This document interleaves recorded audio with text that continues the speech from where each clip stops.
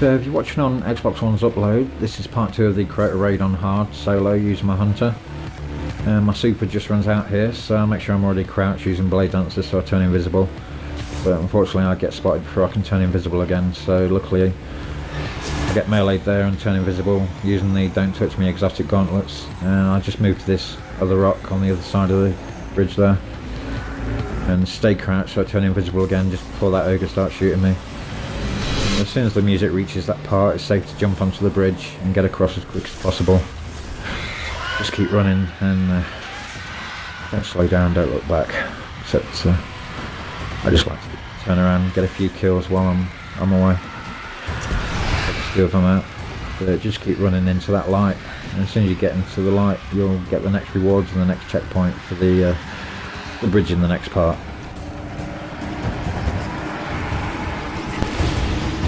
Also, after this part, you really need to make sure you change back to your gunslinger class on the hunter. You're going to need the triple jump. It's a lot easier using the warlock or the titan class for this next part because they can jump a bit higher, but as long as you've got the triple jump on your gunslinger, it should be good enough. I'll manage it here anyway. So first of all, you jump onto that middle plate just to activate it and spawn all the thralls and the sword bearer who comes out of that middle room at the back. I usually find the best spot to sit is up here. Usually comes straight for you. So you really need them to go to the right side of the screen there. So you've got as much time as possible to use the sword. You're going to need the sword to fly across, since that's the best way to do this part solo. And just make sure you keep the damage on the sword bearer, otherwise he regenerates instantly.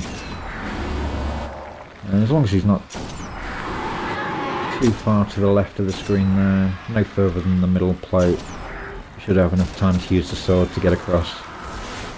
So once he's down, pick up the sword and as quick as possible get up onto this rock here, and from there just jump to the rocks at the side there, then triple jump onto this next rock, then quickly turn around, make sure you don't fall off there otherwise the sword will run out. Then jump as far forward and as high as you can and keep pressing RB to swing the sword and fly with it.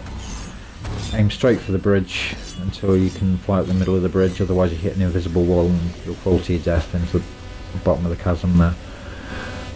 So plenty of time there to get across before the sword runs out.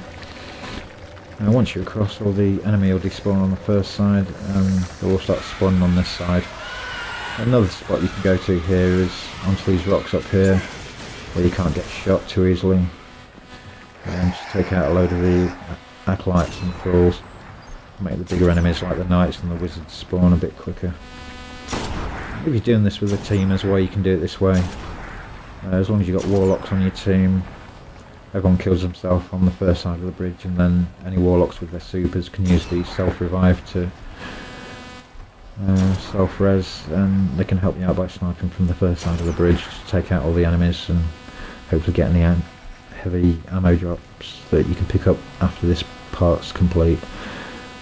But, as soon as the wizards spawn, just make sure you don't kill them, otherwise the totems at the side will turn red. And after the wizards, you get the ogres straight away. You get one ogre each side. So just take out smaller enemies there with your grenades, and then just keep using your rockets on the ogres. Going into third person view there for each reload, just to make sure the ogres aren't shooting before you take the next shot, so it's safe to do so. By the way, that's the wizards. It's a little pet hate of mine, people calling them witches. As far as I know, the only witches in the game are the 3 sniping witches at the end of the Chamber of Night mission, I believe. They are called wizards. It does say the name above the head that they're hallowed wizards, not witches, but anyway. I'll switch to my Galahorn now, just to finish off this second ogre as quick as possible. Which apparently Galahorn's actually pronounced Yalahorn, but that just sounds wrong, so I'm going to call it Galahorn. Anyway, once that second ogre's dead, you'll get the rewards and the checkpoint for the next section. All the enemies will despawn. There you go. Pick up any heavy ammo drops you can get, and you're going to have to kill yourself before this next part, just in case you fail, and you'll have to do all that part again. So thanks for watching on Xbox One's upload, and I'll see you on the next part.